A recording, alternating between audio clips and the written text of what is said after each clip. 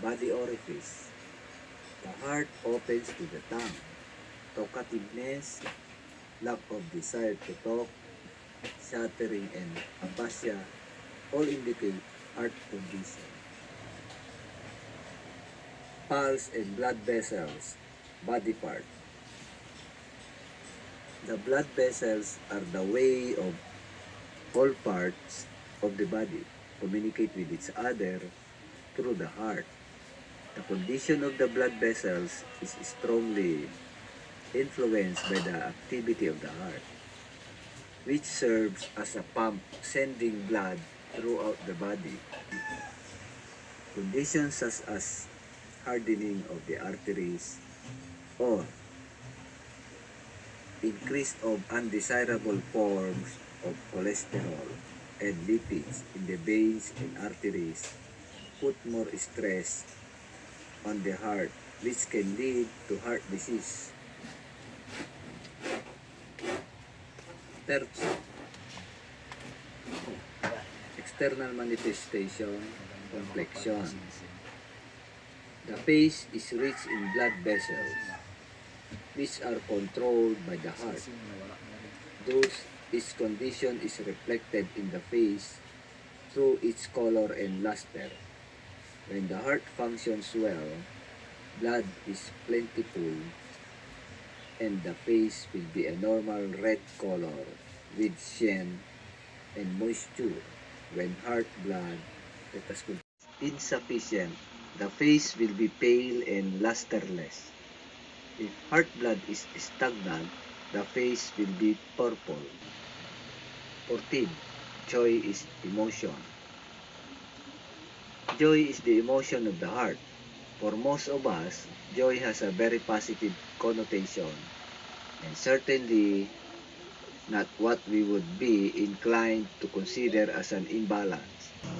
From another perspective, people who partly and celebrate excessively, if for no other reason than overindulgence, are frequently prone to heart attacks. The heart governs the blood vessels, and an overindulgence in the enjoyment of rich desserts causes fatty deposits in the arteries, which can lead to heart attacks and strokes. Accident that the heart, the seat of the mind and the emotions, is a universal symbol for love and affection. Further, bodily heat and warmth comes from the heart, which on a psychological level extends into charisma and warmth for others. Further, bodily heat and warmth comes from the heart. 15. Spirit Shen. Inner resource is the spirit Shen. The Chinese five-element theory, together with most of the great religions, refer to the heart as the seat of the divine. Spirit is an essential diagnostic indication, the lack of which prevents healing of any disease. On the other hand, an abundance of spirit is an inspiration and healing, not only to oneself, but to all who encounter its influence. Spirit is a lack of negativity. It manifests as boundless, positive creative energy and compassion for others. Certainly, this transcends the physical implications of the physical heart, which in the modern world has become a disposable organ and accepted candidate for organ transplant and replacement. The attainment of spirit can come from inspiration and is a potential with which one is either innately born or one acquires as a result of consciously maintaining a positive outlook, regardless of outer circumstances. Okay? To some extent, spirit is at least partially inherited and partially acquired. But there is another more spiritual physical aspect that is reflected in an inner harmony of the body and mind, and that might also have a material chemical component.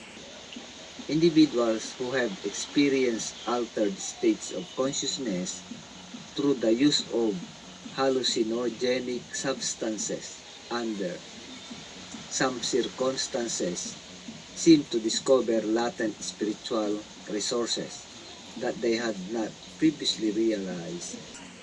Yet, altered states of consciousness can be achieved without the aid of hallucinogenic substances through meditation, chanting, prayer, and ritual, irrespective of any religious affiliation.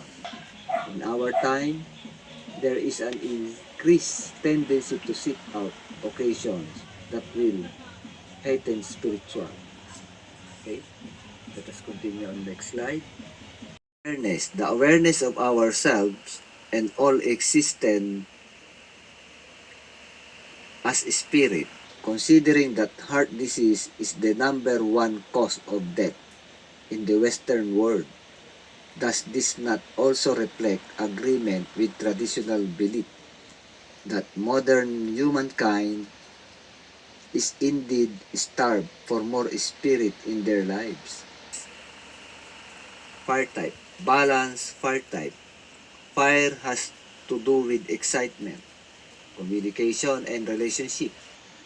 A balanced fire type communicates with a great deal of innate enthusiasm and interest. They have a naturally positive, happy and spirited way, even when confronted with what others might consider to be a negative experience. They are great talkers, and their speech frequently tends to be too rapid. Having more sensitive temperament, they seem to have a lively concern and involvement in whatever their interest may be. They are easily excited by various circumstances and events and are capable of an extreme display of emotional enthusiasm. Because of this, it is not always easy to determine their deeper concern, so that underneath their outer enthusiasm may be a lurking sadness or depression. Acute diseases to which they are most prone are inflammatory in nature, such as infections and inflammation.